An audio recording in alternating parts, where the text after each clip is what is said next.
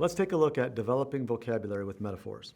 You'll notice, once again, we have our standards for literacy in history, social studies, science, and technical subjects. These three take a look at the vocabulary demands on us as teachers as well as students. In all, in order to be effective, we know that vocabulary instruction must provide both adequate definitions and illustrations of how words are used in natural-sounding contexts. As you can see here in the anchor standards, we need to clarify the meaning of unknown words, determining their nuances and their relationships, as well as teach a lot of words. Our learning targets. They are describe instructional strategies that support the development of word knowledge, and we will look at metaphor to do so, and to create some instructional strategies of our own to develop student literacy.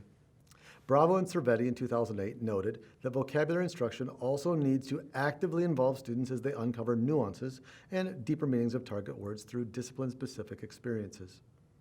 This regular, active, and deep processing of words supports learning meanings of specific words as well as learning strategies to become independent word learners. Townsend talked about the instructional strategy that investigates the use of metaphor to deepen student comprehension of discipline-specific vocabulary.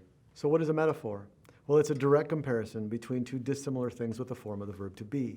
It comes from the Greek metapheron, meta meaning big or huge, and fair meaning bring, bear, or carry. We know that as transfer, for example, to carry across. So we transfer or bear one concept to another in a huge or attributional manner. Metaphors also provide intuitive ways of knowing, and conceptual metaphors serve the purpose of representing one thing with another. Here are several discipline-specific metaphors. Barner, in 2011, credited metaphors with 4 mechanisms: to give voice to life experiences, uncover tacit assumptions, facilitate expression of emotional states and experiences that may otherwise be difficult to convey, and to facilitate the creation of new ways of meaning-making. A structural metaphor is the case where one concept is metaphorically structured in terms of another. For example, ideas are gold. Orientational metaphors, they map basic experiences from the spatial domain onto the abstract cognitive model. For example, her smile just elevates my day. Ontological metaphors are regarded as ways of viewing ideas, activities, events, emotions, as substances and entities, really. They're used to comprehend events, actions, activities, and states. For example, he fell into 4 Switchfoot concert tickets. Scientific metaphor differs a bit from literary metaphor. It may help people conceptualize, organize, and discuss abstract domains by connecting more concrete domains to experiential ones. Now, research shows the benefits of teaching with metaphors for developing understanding of concepts. Start by comparing an intangible term, an abstract noun, to something tangible, a concrete noun. You might find that it is best also to provide a word bank. When students are looking to create metaphors, they're not really sure what to draw from or what to connect it to, and a lot of time will be consumed in class. Ask students to create 2 or 3 metaphors about the current concept. For example, biotechnology or mitosis or democracy. Use a sentence frame. For example, ask students to add because and supply rationale. Ask students to strengthen that rationale if they don't provide one that's, let's say, adequately illuminative.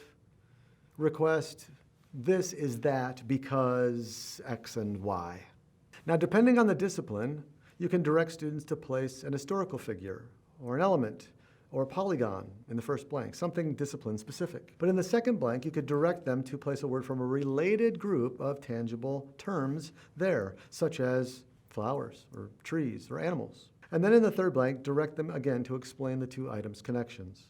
In order to be effective, we know that vocabulary instruction must provide both adequate definitions and illustrations of how words are used in natural-sounding contexts. So use images. Ask students to create a metaphor about a concept by linking it to an image and providing a rationale. Allow for a variety of responses, but remain steadfast. For example, you can't think of feudalism as a ladder because you can climb a ladder. And in the feudal structure, it's a lot more like sedimentary rock, right? What's on the bottom is going to stay on the bottom unless something cataclysmic occurs.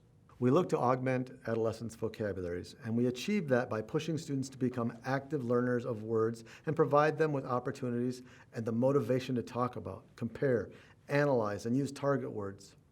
We do this by providing these opportunities on multiple occasions, and metaphor is just one other important way to go about doing that.